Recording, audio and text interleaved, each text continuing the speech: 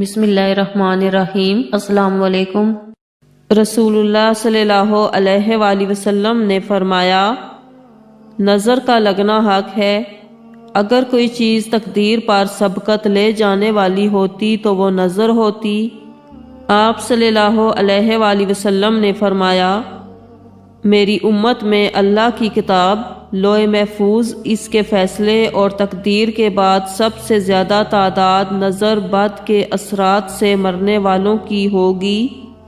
آپ صلی اللہ علیہ وآلہ وسلم نے مزید فرمایا، نظر بد ایک اچھے بھلے انسان کو قبر میں اور اونٹ کو ہنڈیا میں داخل کر دیتی ہے۔ نظر بد کا ایک علاج یہ تھا کہ جس آدمی کی نظر لگنے کا اندیشہ ہوتا اس سے غسل کرواتے اور اس پانی سے نظر لگنے والے کو غسل دیتے۔ نبی اکرم صلی اللہ علیہ وآلہ وسلم نے اس عمل کو سند جواز عطا فرمایا اور فرمایا کہ اگر کسی سے ایسے غسل کی طلب کی جائے تو وہ برا نہ مانے اور غسل کر کے غسل کیا ہوا پانی نظر بد لگنے والے کو دے دے، مگر اس غسل کا طریقہ عام غسل سے قدرے مختلف ہے۔ تفصیل کے لیے کتاب مسنون و وظائف و اذکار اور شافی طریقہ علاج کا مطالعہ کریں۔